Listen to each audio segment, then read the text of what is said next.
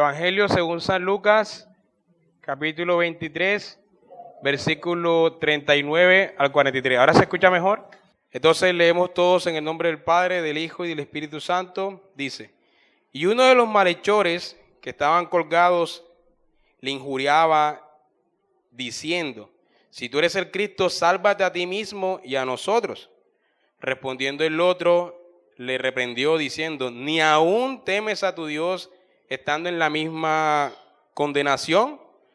Nosotros a la verdad justamente padecemos porque recibimos lo que merecieron nuestros hechos, mas este ningún mal hizo. Y dijo Jesús: acuérdate de mí cuando vengas en tu reino. Y dijo a Jesús: acuérdate de mí cuando vengas en tu reino.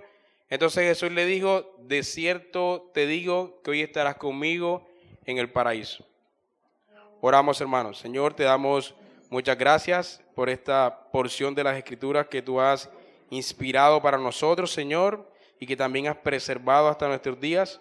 Así que te pedimos que el mismo Espíritu que inspiró esta porción de las Escrituras nos hable en esta mañana a nuestras vidas, nos ilumine en esta mañana y aplique este aprendizaje o este pasaje a nuestras vidas. Te lo pedimos en el nombre de tu Hijo.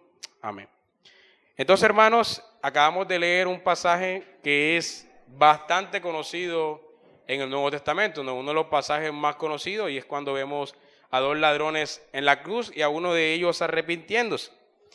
Así que este es uno de los pasajes más conocidos del Nuevo Testamento y es bueno y es apropiado que estos versículos sean bien conocidos. Digamos que estos versículos han reconfortado a muchas mentes atribuladas, han dado paz a muchas conciencias intranquilas, han sido un bálsamo terapéutico que ha sanado a muchos corazones heridos y han sido medicina para muchas almas enfermas de pecado, y además han allanado las asperezas de muchos lechos de muerte. Y si esto no lo ha hecho contigo, espero que hoy lo haga en la exposición de este pasaje. Vamos a ver 4 puntos, y el primer punto es que podemos aprender de este pasaje o de estos versículos acerca del poder y de la disposición de Cristo para salvar al pecador. Hermanos, podemos aprender en primer lugar de estos versículos acerca del poder y de la disposición de Cristo para salvar al pecador. Este pasaje nos enseña lo que debería ser música para los oídos de todos los que lo leen y de todos los que lo escuchan.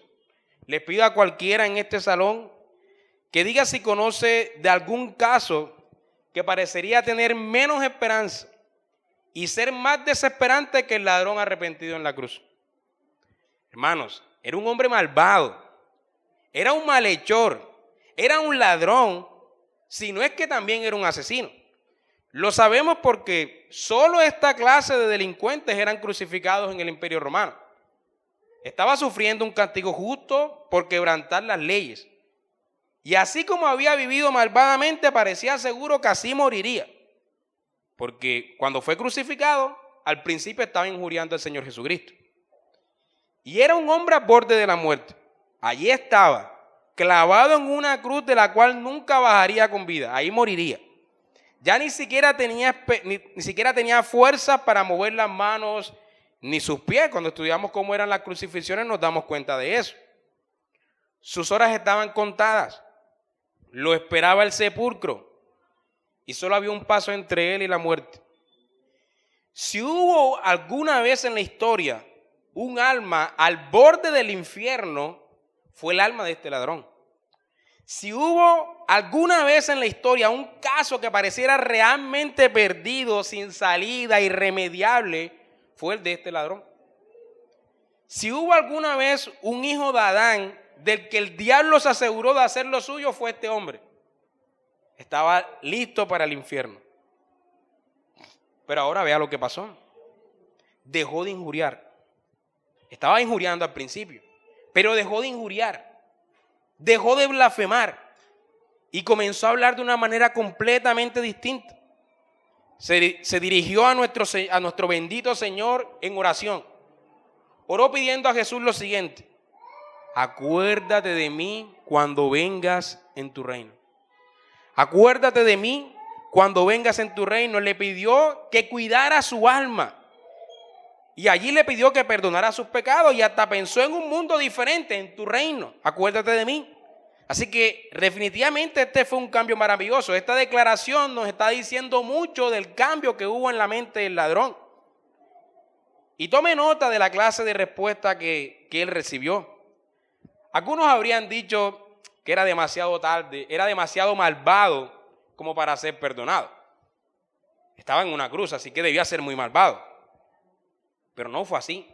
No era demasiado malvado para ser perdonado. Otros pensarían que era demasiado tarde. Ya estaba a punto de morir. Estaba en una cruz listo para el sepulcro. La puerta parecía que estaba cerrada. Ya no habría lugar para la misericordia. Pero vemos que no fue demasiado tarde. Así que no era demasiado malvado, era demasiado malvado, pero aún así había oportunidad. Y parecía que era demasiado tarde, pero aún así había oportunidad. El Señor Jesús le dio una respuesta inmediata. El Señor le habló con bondad. Le aseguró que ese mismo día estaría con él en el paraíso. Hermanos, lo perdonó completamente. Lo limpió totalmente de sus pecados. Lo recibió por su gracia. Lo levantó de las puertas del infierno y le dio el derecho a la gloria en el último momento. Entre toda la multitud de almas salvadas, ninguna recibió una confirmación tan gloriosa de su propia salvación como este ladrón malvado y que estaba arrepintiéndose demasiado tarde. Revise desde Génesis hasta Apocalipsis y no encontrará a nadie del que se le hayan dicho estas palabras: hoy estarás conmigo en el paraíso. Y era demasiado malvado. Y parecía que era demasiado tarde. Creo que el Señor Jesús nunca dio una prueba tan completa de su poder y voluntad para salvar como la dio en esta ocasión. En la hora cuando parecía más débil, Él mostró ser un libertador poderoso. En el instante cuando su cuerpo sufría terrible dolor, Él mostró que podía sentir ternura por los otros. En el momento cuando Él mismo estaba muriendo, le dio vida eterna a un pecador. Entonces, ¿no es cierto que esto nos da el derecho de decir que Cristo puede salvar también perpetuamente a los que se acercan a Dios? Hermanos, aquí tenemos la prueba. Si hubo alguna vez un pecador que estaba demasiado perdido como para ser salvo, fue este ladrón. Y no obstante fue rescatado. Y no obstante fue salvo. Increíble, ¿no? A la última hora, el hombre más malvado. Así que ¿acaso no tengo el derecho de decir que Cristo recibe a cada pobre pecador que acuda a Él orando con fe y que no rechaza a nadie? Y aquí tenemos la prueba de eso. Si hubo alguna vez algún pecador que parecía demasiado malo como para ser salvo, fue este hombre. Hermanos, no obstante, las puertas de misericordia se abrieron de par en par para él. Así que ¿acaso no me da el derecho de decir, dice J.C. Wright, porque por gracia soy salvo, no por obras? Así que no temas, cree solamente, citando a Efesios 6:8 y a Marcos 5:39. He aquí la prueba de esto: este ladrón nunca fue bautizado. Este ladrón no pertenecía a ninguna iglesia visible. Este ladrón nunca había participado de la cena del Señor. Este ladrón nunca realizó ninguna obra para Cristo. Nunca le predicó a nadie. Y nunca dio dinero a la causa de Cristo. Nunca ofrendó en una iglesia. Nunca diezmó. Pero ¿saben qué tuvo? Tuvo fe a última hora. Y entonces fue salvo. Así que ¿acaso no nos da el derecho de decir que aún la fe más reciente puede salvar al alma del hombre si es una fe auténtica? He aquí la prueba de eso. La fe de este hombre tenía menos de un día, menos de una hora de hecho, pero lo condujo a Cristo y lo salvó del infierno. Así que ¿por qué habrías, hermano, de desesperarte cuando un pasaje como este está en la Biblia? Jesús es el médico que puede curar los casos de personas desahuciadas. Él puede dar vida a las almas muertas y puede llamar las cosas que no son como si fuesen. Así que nadie se desespere nunca, porque Jesús sigue siendo el mismo hoy, tal y como lo fue hace siglos con este ladrón. Las llaves de la muerte y las llaves del infierno están en su mano, y lo que Él abre, nadie puede cerrar. Así que lo primero que aprendemos de este pasaje es la voluntad de Cristo para salvar. Él puede salvar. Pero lo segundo que podemos aprender es que algunos son salvos a la hora de su muerte y otros no. Es esta una verdad que nunca debe ser pasada por alto, y por eso me es imposible ignorarla. Es una verdad que se destaca claramente en el triste final del malhechor, con demasiada frecuencia olvidado, porque la gente olvida que había dos ladrones.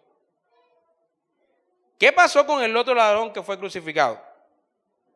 ¿Por qué no se apartó de su pecado y clamó al Señor? ¿Por qué siguió endurecido, impenitente, incluso a punto de morir? ¿Por qué no fue salvo? Hermanos, no tenemos ningún derecho a decir que este ladrón era peor que su compañero. No hay nada que pruebe que lo fuera.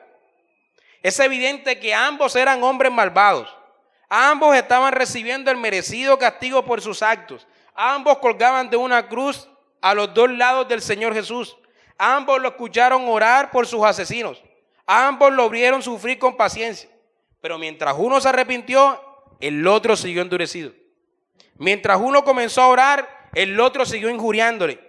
Mientras uno se convirtió al último momento, el otro murió en su maldad, tal como había vivido. Y mientras uno fue al paraíso, el otro fue a su lugar, al lugar de tormento, al infierno. Ahora bien, estas cosas fueron escritas para advertirnos. En este pasaje hay una advertencia, al igual que hay un consuelo. Nos dicen y subrayan que aunque algunos se pueden arrepentir y convertir en su lecho de muerte, eso no significa que todos lo harán. El lecho de muerte no siempre es un tiempo de salvación. Así que nos dicen y subrayan que dos personas pueden tener las mismas oportunidades de hacerle bien a sus almas. Pueden estar colocadas en la misma posición. Pueden ver las mismas cosas.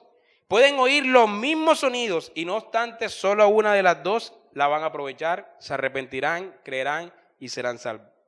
Nos dicen sobre todo que arrepentimiento y fe son don de Dios. La diferencia entre un ladrón y otro fue la obra de Dios. Y esto está fuera del poder de los hombres. Y el que se engaña, óigase bien, hermanos, el que se engaña pensando que pudo arrepentirse cuando él lo quiera, como pensaba yo cuando estaba más pequeño, que yo puedo elegir el momento cuando voy a creer, que yo puedo elegir el momento cuando voy a buscar al Señor, que lo buscaré cuando me plazca, así como ocurrió, como creemos que ocurrió con el ladrón arrepentido, que fue salvo a último instante. Tarde o temprano vamos a descubrir que estamos muy equivocados, que nunca buscaremos al Señor cuando queremos, y que si te tienes que arrepentir de algo, no esperes para mañana para arrepentirte. No pienses que la semana que viene me arrepentiré de esto. El año que viene seguramente me arrepentiré de esto. Así que es bueno y provechoso tener en cuenta esto. Porque veo a muchos, dice J.C. Ryle, que dejan que la vida se les vaya de entre las manos, sin estar preparados para morir. Veo a muchos que admiten que deberían arrepentirse, creen que deberían arrepentirse, pero dicen que lo harán mañana, que lo harán la próxima semana, que lo harán el próximo mes. Y creo que una de las razones principales es que la mayoría cree que puede arrepentirse cuando quiera. Y nadie puede arrepentirse cuando quiera. Se enfocan en la parte placentera de los versículos que estamos estudiando, ¿no? Que hay un ladrón que se arrepintió a última hora. Pero también olvidan el resto. Había otro ladrón. Hablan del ladrón que fue al paraíso, pero se olvidan que había otro que murió como vivió. Y como murió, como vivió, se perdió. Así que recuerde bien cuántas pruebas hay de que dos hombres, cuántas pruebas hay en la Biblia, de que dos hombres hayan recibido el mismo ofrecimiento, de la misma iluminación, y solo uno la aprovecha. Así que nadie tiene derecho a tomarse libertades con la misericordia de Dios. Nadie tiene derecho a tomarse libertades con la misericordia de Dios e imaginar que pueda arrepentirse cuando le plazca. Tomarnos libertades con la misericordia de Dios pensando que podemos arrepentirnos cuando nos plazca. Vea a Saúl y a David, hace poco los estudiamos. Vivieron más o menos en la misma época. Escalaron el mismo rango en la vida, ¿cierto? Ambos fueron llamados a la misma posición de rey. Disfrutaron del mismo ministerio del mismo profeta, es decir, de Samuel, quien los ungió a ambos. Y reinaron la misma cantidad de años, cada uno reinó 40 años. Sin embargo, uno fue salvo y el otro se perdió. Observe el mundo a su alrededor. Fíjese lo que está sucediendo continuamente ante sus ojos. A menudo dos hermanas asisten a la iglesia, oyen las mismas verdades y escuchan los mismos sermones y sin embargo solo una se convierte. Puede ser que dos amigos lean el mismo libro cristiano. A uno le conmueve tanto que renuncia a todo para tener a Cristo. El otro no le ve nada de valor y sigue igual de perdido. Así que nadie tiene el derecho de pensar la salvación es por mi propio poder. Y aunque creemos que no es así, a veces vivimos como si fuese así. Es decir, como una inclinación natural en nosotros a creer que tenemos ese poder de arrepentirnos cuando queramos o de creer cuando queramos. No me malinterprete, no quiero desanimarlo. Le digo estas cosas con todo cariño para advertirle del peligro. Así que no le digo estas cosas para apartarlo del cielo. Porque quiero que se cuide de cualquier presunción. Como dice J.C. Wright, no abuse de la misericordia y compasión de Dios. Le ruego que no siga pecando, pensando que se puede arrepentir, que puede creer y ser salvo cuando a usted le plazca, cuando usted quiera, cuando se le antoje. Siempre pondré delante de usted una puerta abierta. Siempre le diré, mientras vivas hay esperanza. Pero si quieres ser sabios, no dejes para mañana, no dejes para después nada que concierne a tu alma hoy. Quiero que se cuide de dejar pasar los buenos pensamientos y las convicciones espirituales. Valóralas, aliméntalas, no sea que se pierdan para siempre. Aprovéchalas al máximo si tienen los deseos y las emociones adecuadas. No sea que después saquen alas y se vayan volando. ¿Sientes tú el deseo de comenzar a orar? Hazlo inmediatamente. ¿Estás disfrutando de cierto avivamiento espiritual? Entonces asegúrate de vivir en consonancia con ello. No juegues con las oportunidades. No sea que llegue el día cuando las quieras aprovechar y no podrás porque ya habrán tomado alas y se habrán ido. Quizás diga usted, bueno, nunca es demasiado tarde para arrepentirse. Respondo, es cierto, pero rara vez resulta así. Y digo más, si aplazas arrepentirte, no puedo estar seguro de que alguna vez lo harás. Y quizás diga usted, ¿por qué debería tener miedo? El ladrón arrepentido fue salvo. Respondo, es cierto, pero vuelva a mirar el pasaje que le dice del otro ladrón que se perdió. En tercer lugar, de este pasaje podemos aprender que el Espíritu siempre guía de la misma manera al alma salvada. Parece que fue simplemente una confesión de fe, pero quiero que estudien conmigo y vean que el arrepentimiento que hay en el ladrón es genuino. Las personas se fijan en el ladrón arrepentido que fue salvo cuando moría y dicen, listo, creyó y ya, pero no van más allá de todo lo que implicó esto. No toman en cuenta las evidencias que el ladrón dejó tras sí. No observan las pruebas abundantes que dio de la obra del Espíritu en su corazón. Y estas pruebas son las que vamos a destacar ahora.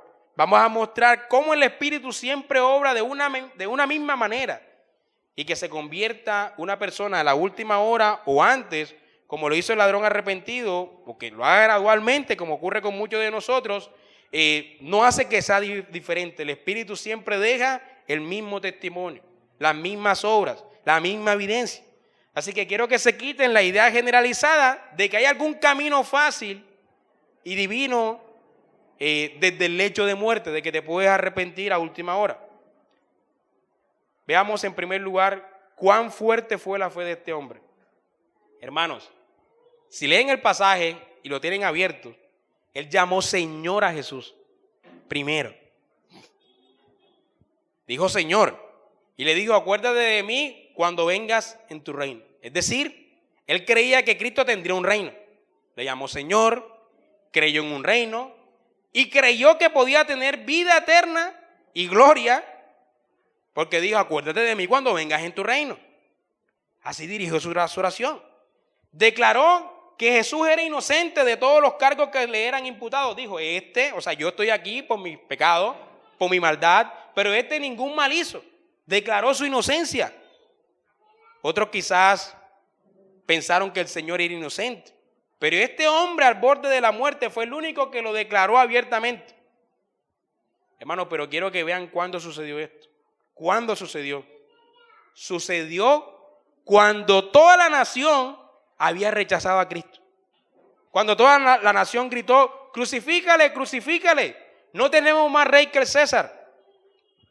Sucedió cuando los principales sacerdotes y fariseos lo habían condenado y declarado digno de muerte. Los líderes religiosos dijeron: es digno de muerte, es un hereje. Sucedió cuando sus propios discípulos lo habían abandonado y entonces y habían huido también. Hermanos, sucedió cuando él colgaba débil, sangrando y muriendo en una cruz. Sucedió cuando fue contado entre los transgresores y considerado un maldito que estaba pagando por un crimen. Esa fue la hora cuando el ladrón creyó en Cristo y le dirigió su oración. Así que podemos decir sin temor a equivocarnos que nunca se había visto una fe como esta desde la fundación del mundo.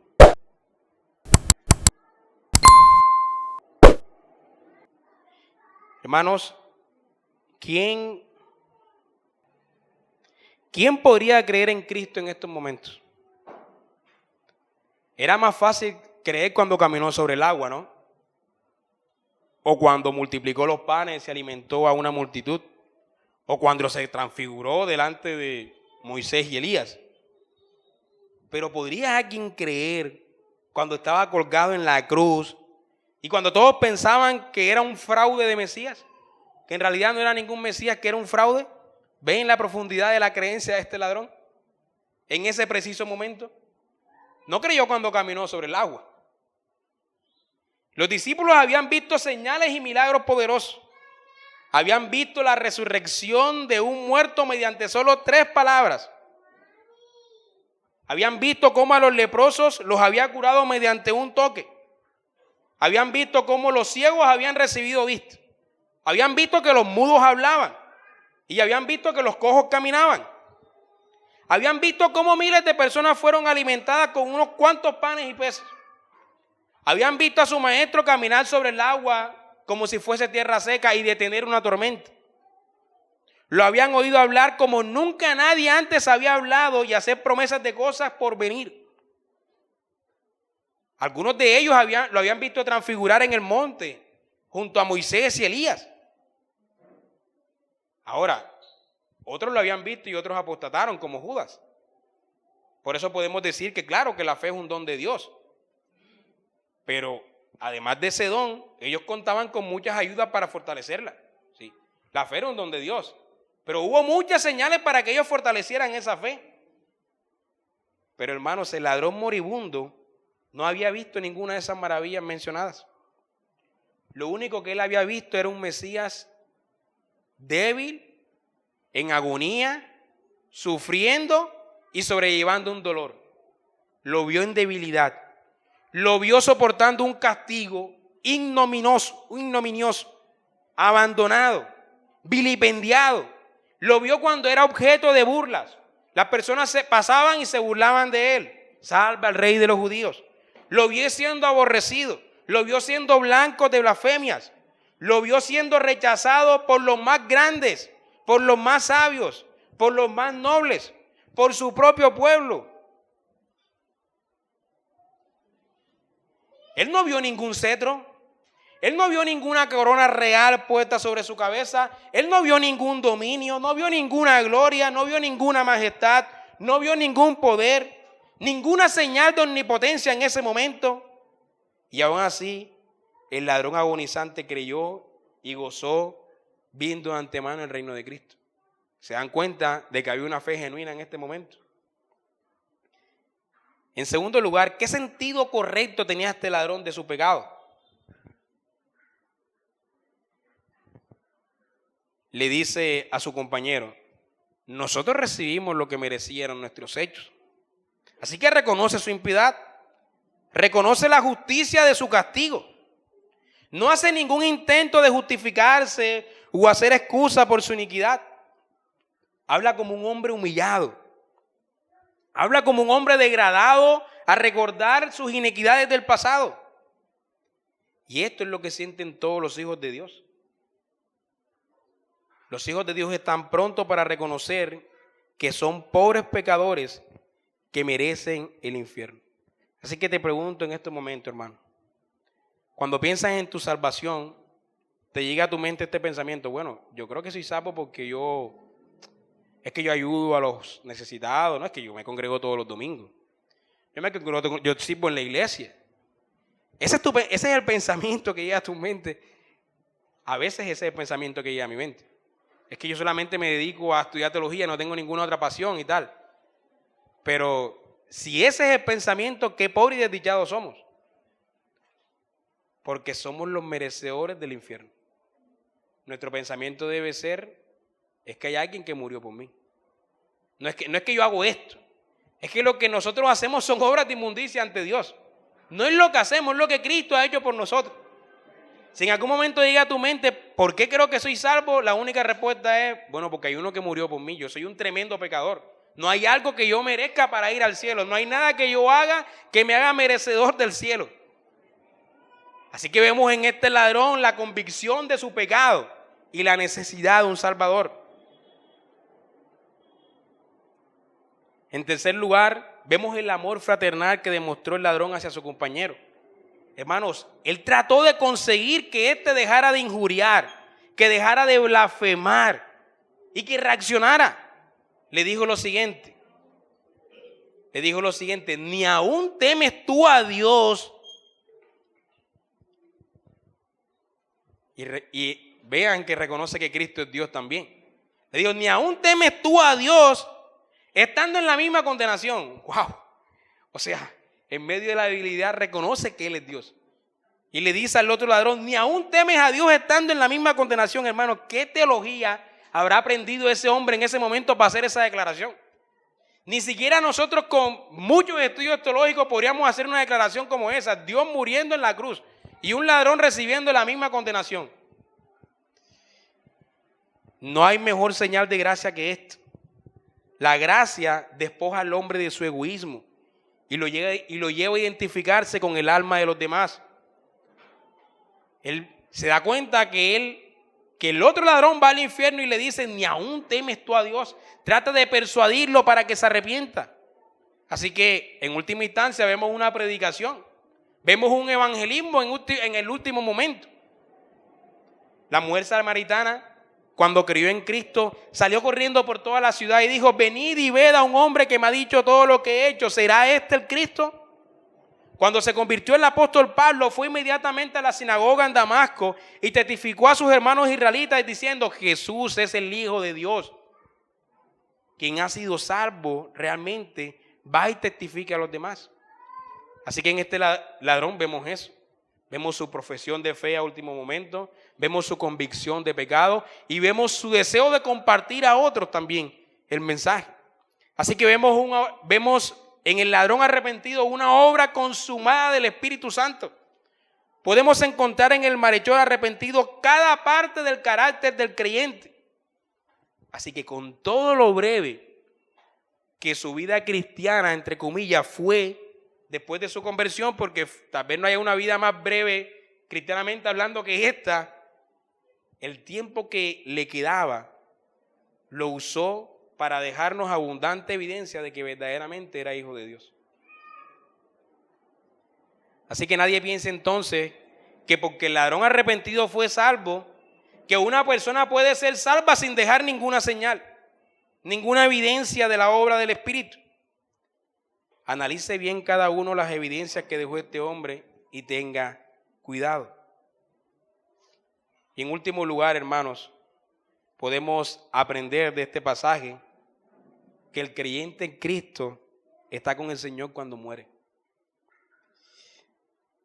Podemos llegar a estas palabras podemos llegar a esta conclusión por las palabras del Señor al ladrón arrepentido.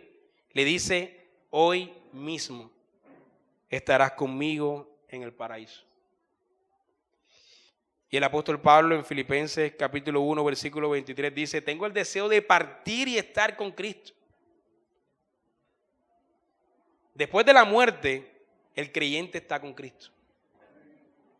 Hermano, eso contesta muchas preguntas difíciles que de otra manera intriga la mente curiosa e intranquila del hombre. La morada de los santos fallecidos, sus alegrías, sus sentimientos y su felicidad reciben respuesta en una sencilla expresión: están con Cristo.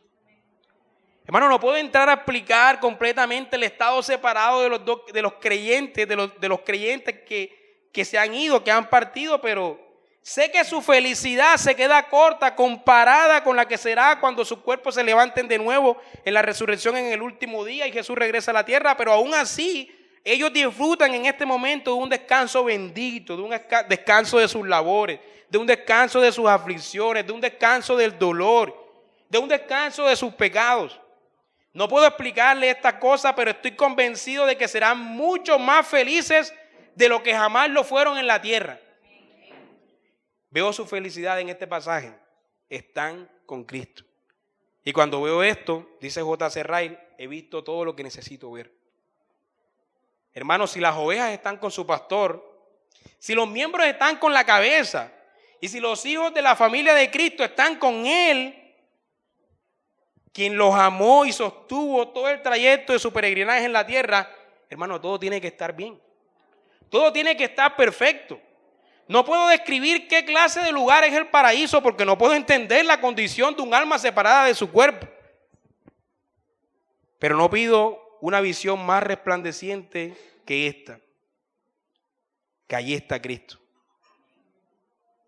Todo lo demás que podamos imaginarnos de lo que será ese estado entre la muerte y la resurrección, que se conoce como el estado intermedio, el estado entre cuando morimos y resucitamos al final de la historia. Ese estado no es nada comparable con lo que hoy vivimos. ¿Cómo está Cristo allí? ¿Y de qué manera está? No lo sé. Pero solo ver a Cristo en el paraíso, cuando mis ojos se cierren en la hora de la muerte, me basta. Bien dice el salmista en el Salmo 16:11, en tu presencia hay plenitud de gozo. Fue cierto lo que dijo una niña a punto de morir cuando su madre trató de consolarla, describiéndole cómo sería el paraíso. Su madre le dijo, allí le decía, allí no habrá dolor, allí no habrá enfermedades, allí verás a tus hermanitos, ahí verás a tus hermanitas que han ido antes que tú, y ahí siempre serás feliz. Y entonces la niña le respondió, madre, pero hay algo mejor que todo eso, y es que allí está Cristo. Puede ser que usted no piense mucho acerca de su alma. Puede ser que usted sepa poco de Cristo como su Salvador y que nunca ha probado que Él es precioso. Pero a pesar de ello, quizás tiene la esperanza de ir al cielo cuando muera. Y este es seguramente un pasaje que debería hacerle pensar. Hermano, el paraíso es un lugar donde está Cristo. ¿Será entonces un lugar que tú disfrutarías? Si es un lugar donde está Cristo, ¿será un lugar que tú disfrutarías? ¿O es que solamente quieres descansar y ser feliz? Creo que fue Thomas Goodwin, un puritano, quien dijo la siguiente frase: el cielo sin Cristo sería el infierno para mí. ¿Podríamos decir lo mismo? El cielo sin Cristo sería el infierno para mí. La parte eterna del alma de cada ser humano, hermanos, está cerca de Cristo. Hoy le dice nuestro Señor al ladrón arrepentido: hoy estarás conmigo en el paraíso. No menciona ningún periodo distante. No habla de un purgatorio. No habla de entrar de un estado de felicidad como algo lejano. Habla de hoy, este mismo día que está colgado en la cruz, estarás conmigo en el paraíso. Hermanos, algunos sabemos por amarga experiencia qué largo se nos hace el tiempo entre la muerte de un ser querido y la hora cuando lo sepultamos fuera de nuestra vista, ¿no? ¿Qué dura esas horas? Lo sabemos algunos por experiencia. Estas son las horas más lentas, las más tristes y más pesadas de nuestras vidas. Hermano, pero bendito sea Dios, las almas de los santos que han partido, nuestro hermano Carlos Pretel, nuestra hermana Alecid, el hermano Nade, están libres desde el mismo instante cuando dieron su último aliento. Están con Cristo en el paraíso. Hermanos, mientras nosotros lloramos, mientras se está preparando el ataúd, mientras se tiene el velorio y se llevan a cabo los últimos arreglos, el espíritu de nuestro ser querido está disfrutando de la presencia de Cristo. Se encuentra libre para siempre de la carga de la carne. Está donde dice Job, donde los limpios donde los impíos dejan de perturbar. Allí descansan los de agotadas fuerzas. En el preciso momento en el que el creyente muere, en ese preciso momento está en el paraíso. Cierra los ojos y los abre allí. Su batalla ha acabado. Sus luchas han terminado. Ha pasado por el valle sombrío que un día tendremos que pasar nosotros. Ha cruzado el río tenebroso que un día tendremos que cruzar nosotros. Ha bebido la última copa amarga que el pecado le preparó. Pero ha llegado al lugar donde ya no hay aflicciones y lamentos. No debemos, dice J.C. Ryle, no debemos desear que regresen de donde está. No debemos llorar por él, sino por nosotros mismos. Nosotros todavía estamos batallando. En cambio, ese familiar, él está en paz. Nosotros estamos trabajando. En cambio, él está descansando. Nosotros estamos velando. En cambio, él ya no está en guardia. Nosotros estamos vistiendo nuestra armadura espiritual. En cambio, él se la ha quitado para siempre. Nosotros todavía estamos de viaje. En cambio, ya él está en un puerto seguro. Nosotros tenemos lágrimas, en cambio, él tiene gozo. Nosotros somos extranjeros y peregrinos, en cambio, él ya está en su hogar. No hay duda de que los muertos en Cristo están mejor que los vivos. No hay duda desde que el preciso instante en el que un santo muere está inmediatamente en una posición mucho más elevada y más feliz que el más feliz sobre la faz de la tierra. Si usted es un cristiano auténtico, está mucho más cerca del cielo de lo que cree. Si el Señor se lo llevara este mismo día, en este mismo instante, se encontraría usted inmediatamente en el paraíso. La tierra prometida está muy cerca de usted. Si cerrara sus ojos en medio de la debilidad, en medio del dolor, se abrirían inmediatamente en medio de un descanso glorioso, imposible de describir. Hermanos, la razón por la que hubo salvación para el ladrón en la cruz es que a su lado estaba muriendo su sustituto. Mientras el ladrón moría, a su lado otro moría para que el ladrón viviera. El ladrón pudo entrar ese mismo día en el paraíso porque ese mismo día la muerte de Cristo a su lado fue aceptada delante del Padre. Hermano, la razón por la que hoy hay salvación para ti, para mí y para el ladrón en la cruz es porque otro tomó nuestro lugar en la cruz. Tú merecías morir en esa cruz, pero no él. Pero él murió para que tú recibas lo que tú no merecías. Él murió para que cuando mueras podamos decir sobre ti, hoy mismo está con Cristo en el paraíso.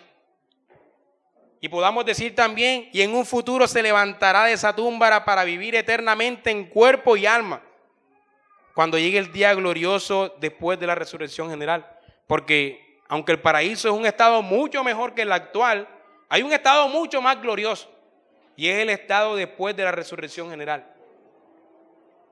El epitafio de la tumba de Martín Lutero dice lo siguiente: pecadores, y sin embargo Cristo murió por él. Típico de Lutero, ¿no? Pecadores, y sin embargo Cristo murió por él. El epitafio de la tumba de nuestro hermano Charles Spurgeon, uno de los más grandes predicadores de la iglesia, uno de los más grandes predicadores que la iglesia ha parido, reza lo siguiente: yo sé en quién he creído. Y cita 2 Timoteo 1:12. El de John Owen, uno de los más brillantes teólogos de la historia del cristianismo, dice: aquí yace el cuerpo de John Owen, esperando la segunda venida de nuestro Señor Jesucristo.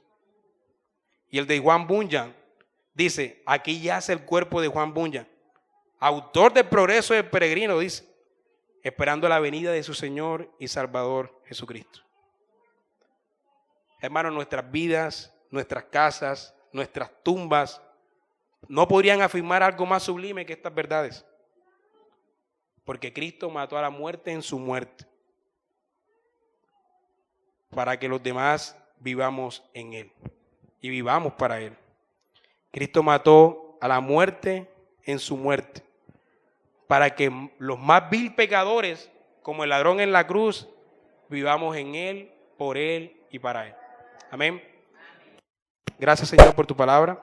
Te pedimos que la apliques a nuestras vidas. En el nombre de tu Hijo. Amén.